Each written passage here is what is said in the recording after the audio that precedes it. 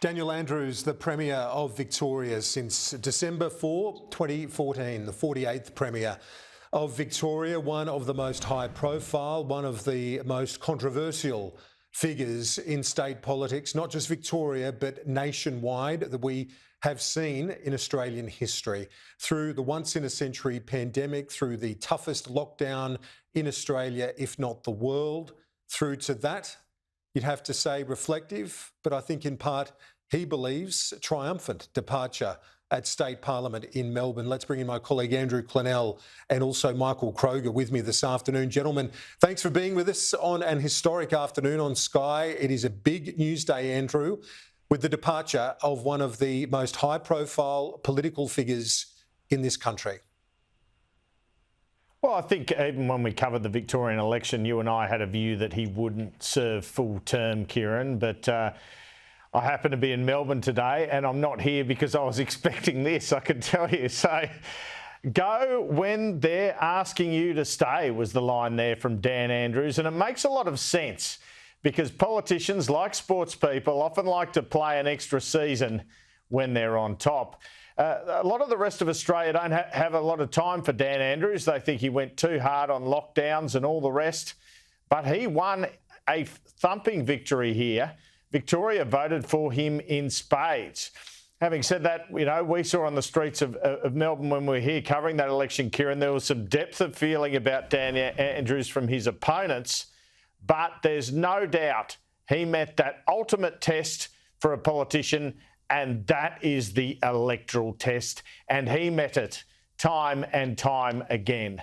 So he joins a long list of premiers over the past couple of decades who've gone without having to go out in a metaphoric box, Kieran. I'm talking about Bob Carr, Neville Wran, Mike Baird, Mark McGowan. The premiers seem to know when to go and the prime ministers don't, it has to be said. I wonder if Anthony Albanese will change that at age 59. If he wins another election next term, he might consider going and break the mould there, because only Robert Menzies in the post-war period has gone out of his own volition amongst the prime ministers. So it is a historic day. It's a massive day. And as I broke the news just before the presser, how very Melbourne for Eddie Maguire to have announced that to a lunch, which is how I heard about it, prior to the Premier making the announcement himself. Can you believe it? If that's not Melbourne, I don't know what is, Kieran.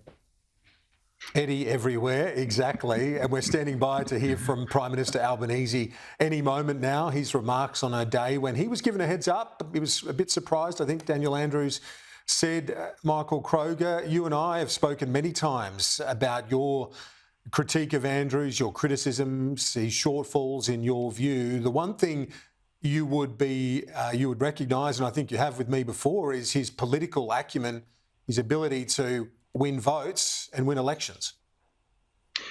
Well, KJ, there's absolutely no doubt about that. You know, the first job of a politician, if you're a leader, is to win elections, and he did that.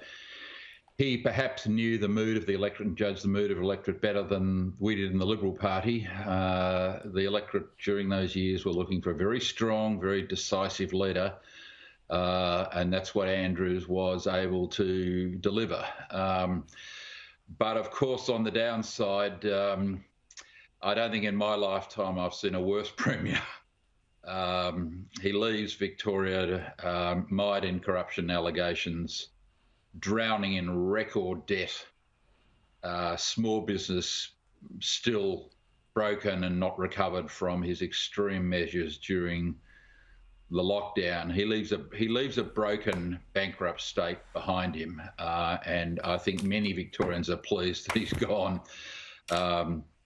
So that's his legacy. Record debt. He promised record amounts of money in the 2018 election. I mean, he offered over $70 million worth of new programs, $50 million suburban rail loop, $20 billion of others. I mean, Victoria couldn't afford this. The financial recklessness of Andrews is unprecedented and will take, you know, a generation to recover from.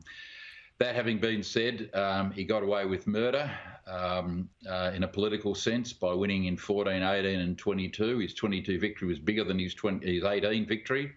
So you have to pay credit for that at a political level. But at a policy level, he's been terrible, mate. I'm sure Stephen Conroy would have a completely different view. But, boy, Victoria will be better for Daniel Andrews having left today.